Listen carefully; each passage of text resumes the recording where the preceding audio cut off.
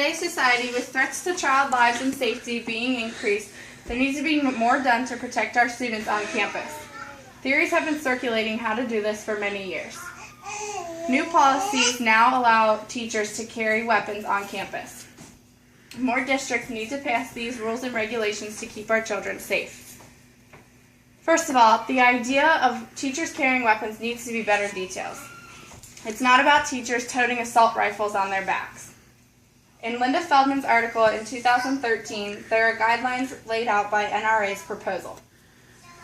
The program would first be voluntary and would include a mandatory training course. Each school district would be able to have the right to decide whether or not they want their teachers and staff armed. In addition to having teachers armed, school resource officers are suggested but not required.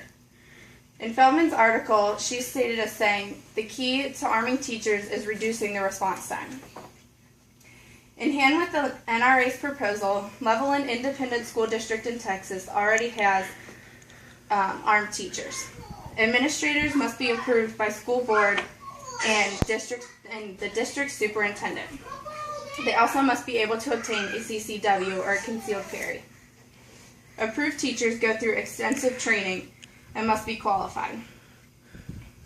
In Texas, they have one SRO per campus and only 2 administrators may be armed.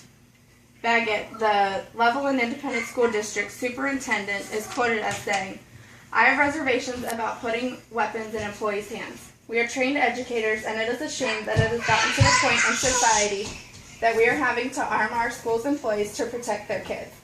But my philosophy is that I want to do everything I can to protect our kids." It is less likely for outsiders to open fire inside if they know there are individuals on the other side facing them with arms. LaPierre, the NRA's executive vice president, is stated in Feldman's article as saying, "The only thing that stops a bad guy with a gun is a good guy with a gun." Elmwood Schools in Butler County, Ohio, have a board member named Jim Miller who is for arming teachers to wash the image that schools are an open invitation for criminals who want to do bad things to kids, as quoted in Clark's article in 2013. By simply having schools as gun-free zones, it has thrown children's lives in the way of danger. Criminals know they won't be met with opposition inside because the schools are gun-free.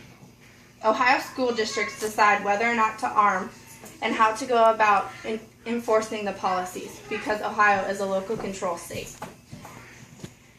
Because Ohio is a local control state, they do not have to release the identities of those administrators or staff who have been approved to carry arms, or those who have completed the Ohio Peace Officer Training Academy, which is required by Elmwood and Butler County.